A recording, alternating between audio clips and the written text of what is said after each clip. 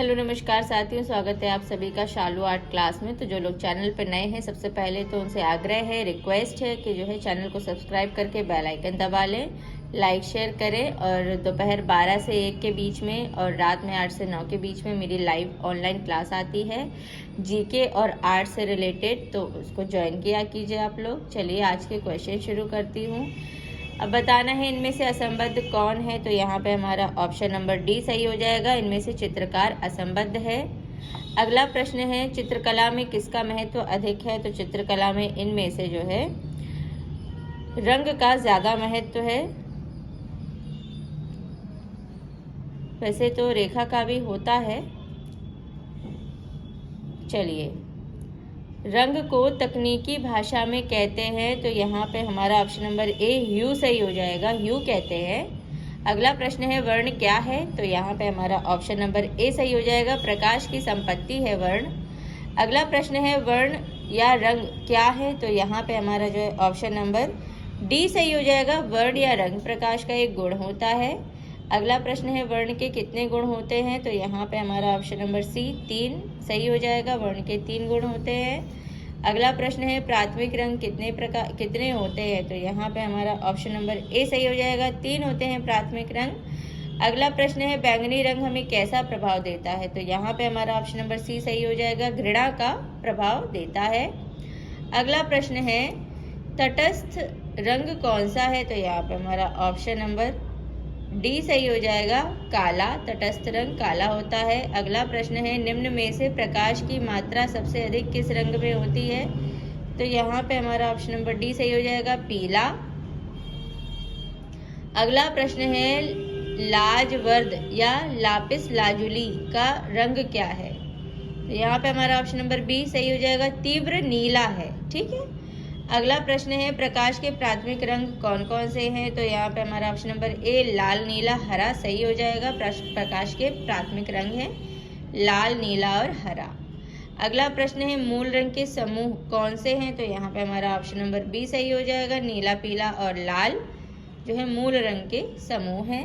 चलिए, अगला प्रश्न है, प्राथमिक रंग है इनमें से, तो यहाँ पे हमारा ऑप्शन नंबर सी सही हो जाएगा, यानी कि ऐसे रंग जो अन्य रंगों के मिश्रण से नहीं बनाए जाते उन्हें प्राथमिक रंग कहते हैं। अगला प्रश्न है, द्वितीयक श्रेणी के रंग होते हैं, तो यहाँ पे हमारा ऑप्शन नंबर सी सही हो जाएगा, हरा बैंगनी नारंगी।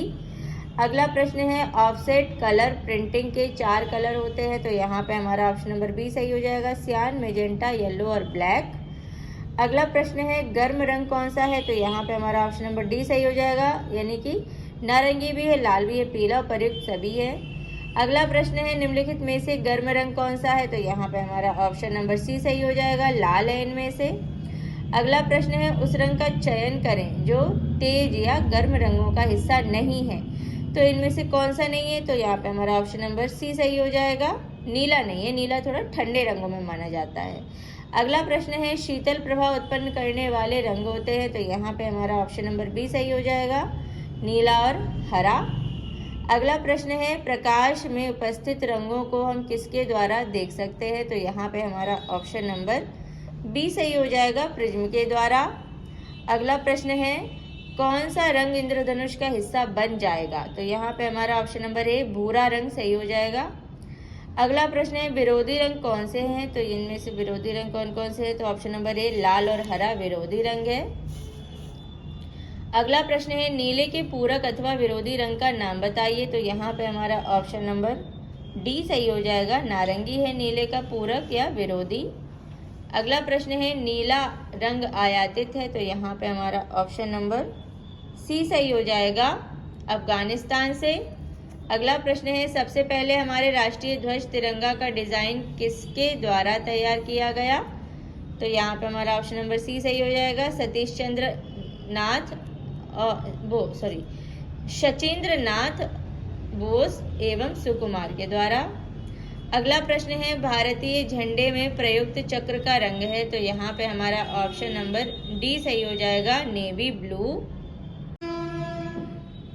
अगला प्रश्न है किस वर्ण में कंपन गीत सबसे अधिक होती है? तो यहाँ पे हमारा ऑप्शन नंबर सी सही हो जाएगा, बैंगनी। अगला प्रश्न है लाल रंग के साथ हरे रंग का प्रयोग उत्पन्न करता है? तो यहाँ पे हमारा ऑप्शन नंबर ए सही हो जाएगा, वर्ण विरोधी। अगला प्रश्न है प्रजनन एवं विकास का प्रतीकात्मक रंग कौन सा है? तो यहाँ पे हमारा ऑप्शन नंबर ए सही हो जाएगा, हरा। अगला प्रश्न है सर्वाधिक सामंजस्य उत्पन्न करने वाले वर्ण है? तो यहाँ पे हमारा ऑप्शन नंबर बी सही हो जाएगा, लाल और हरा। अगला प्रश्न है लाल रंग किसका प्रतीक है? तो यहाँ पे हमारा ऑप्शन नंबर डी सही हो जाएगा, पराक्रम का।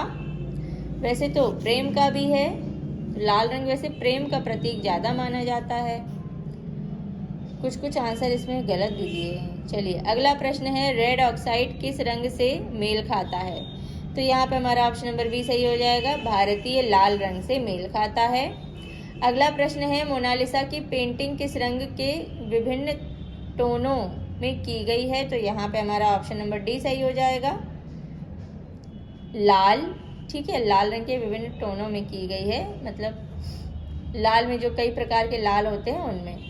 अगला प्रश्न है पारंपरिक भारतीय भित्ति चित्रों में कौन से रंग प्रयोग में आते हैं? तो यहाँ पे हमारा ऑप्शन नंबर डी सही हो जाएगा, खनिज रंग। अगला प्रश्न है अधिकांश प्रागैतिहासिक चित्रों के रंग क्या है? तो यहाँ पे हमारा ऑप्शन नंबर ए सही हो जाएगा, गेरुआ।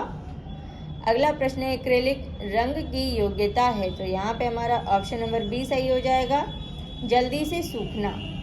अगला प्रश्न है ऑयल कलर में बाइंडर की तरह प्रयोग किया जाता है? तो यहाँ पे हमारा ऑप्शन नंबर बी सही हो जाएगा, लिंसीड ऑयल का। अगला प्रश्न है निम्नलिखित में से शुष्क माध्यम कौन सा है? तो यहाँ पे हमारा ऑप्शन नंबर सी सही हो जाएगा, पेस्टल रंग। अगला प्रश्न है आदि मानव चित्र बनाने के लिए किन रंगों का प्रयोग करते थे? तो यहाँ पे हमारा ऑप्शन नंबर ए सही हो जाएगा, जानवरों की चर्बी में रंग मिलाकर। अगला प्रश्न है आप किन दो रंगों को मिलाकर लगभग काला रंग बनाएंगे? तो यहाँ पे हमारा ऑप्शन नंबर सी सही हो जाएगा, भूरा और नीला। अगला प्रश्न है आप किन दो रंगों को मिलाकर काला रंग बनाएंगे? तो सेम आंसर हो जाएगा यहाँ पे, लाल और नीला। अगला प्रश्न है किस किस रंग के मिलन से ग्रे रंग बनता है? तो यहाँ पे हमारा जो है ऑप्शन नंबर डी सही हो जाएगा, काला और सफ़ेद।